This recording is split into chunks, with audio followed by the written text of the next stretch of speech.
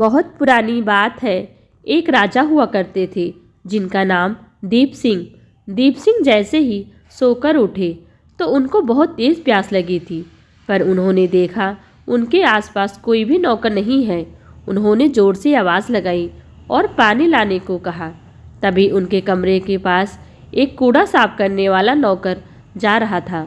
उसने देखा राजा को प्यास लगी है तो वह दौड़कर राजा के लिए पानी लेकर आया और राजा को यह बात बहुत बुरी लगी, पर उनको प्यास लगी थी तो उन्होंने पानी पी लिया और उसको बाहर जाने का आदेश दिया।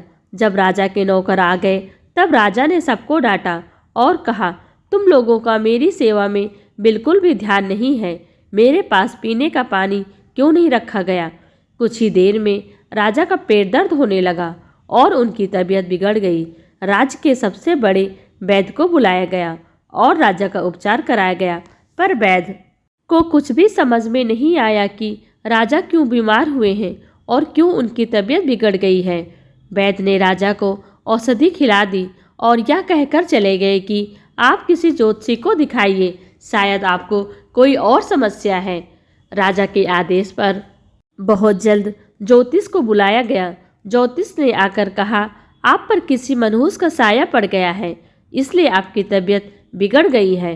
राजा को तुरंत याद आया कि एक कचरा वाले नौकर ने आज पानी दिया था। राजा ने तुरंत उस कचरे वाले को मृत्युदंड का आदेश दिया। उस राजा के पास एक बुद्धिमान मंत्री था। जैसे ही मंत्री के पास यह आदेश पहुंचा तो मंत्री को बहुत दुख हुआ और उन्होंने राजा को सबक सिखाने का फैसला किया। राजा मंत्री के पास पहुंचा और कहने लगा, अगर मैं आपको इससे बड़ा मनहूस दिखा दूं तो आप क्या उस नौकर की सज़ा माफ़ कर दोगे?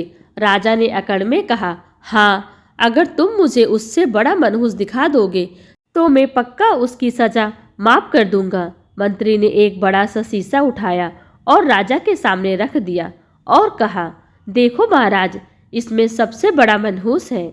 यह बात सुनकर राजा को गुस्सा आ गया और चिल्ला के बोले, तुम्हारा क्या मतलब?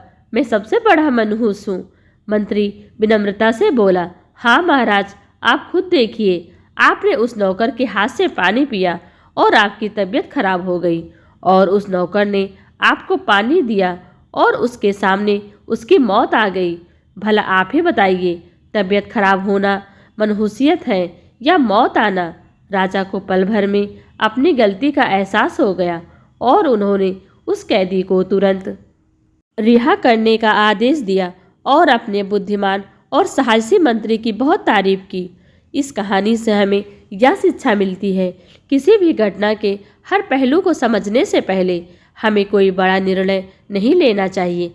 किसी की बातों में आकर हमें कभी फैसला नहीं करना चाहिए, जैसा कि राजा ने किया और उनको उनकी गलती का एहसास हो गया। आपको बुद्धिमानी की कहानी कैसी लगी? कमेंट कर हमें ज़रूर बताएं। वीडियो को लाइक कर चैनल को सब्सक्राइब कर लीजिए। Thanks for watching.